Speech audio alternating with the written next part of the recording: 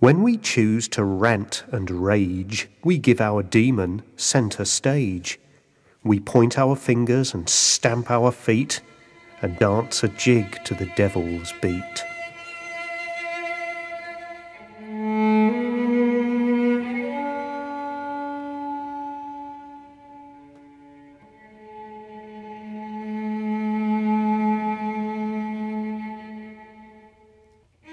No one really knows whether to stay put or get the hell out. The bricks, windows, plaster walls and people shudder at the thought of being blown up. Will New York, D.C., L.A. become just another shattered Jerusalem? We rush this way and that in a befuddled muddle.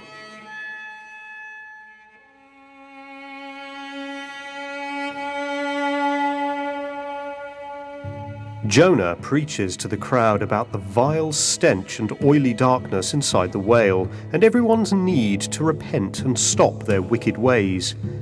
But the crowd is unimpressed and wanders off in search of amusement. If Jonah appeared on Larry King Live, the folks might have heard him out.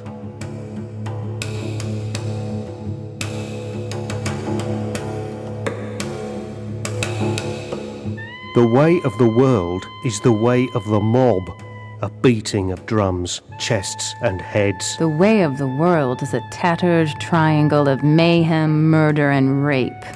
The way of the world is a necklace strung with plastic pearls of wisdom and shiny rosary beads of piety and deceit. The way of the world is not our way. But who among us can tame the mob outside our door? And inside our heads.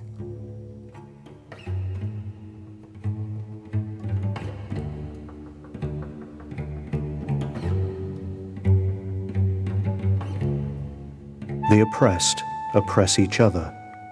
Those who hurt those who can't hurt back. The next to last torments the last in line, layer upon layer of cruelty, without mercy or end. We are vulnerable. None of us is safe. We walk a thin line on thin ice. We can sink quickly without a trace. We whistle by the abyss with our cell phones on, ready to dial 911.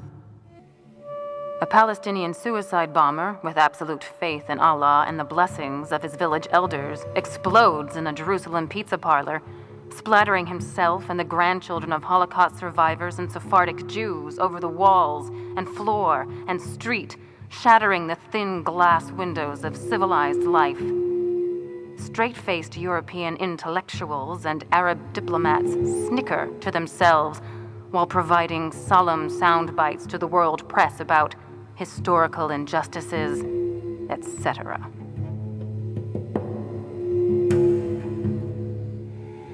This is a place only a scorpion or fanatic could love.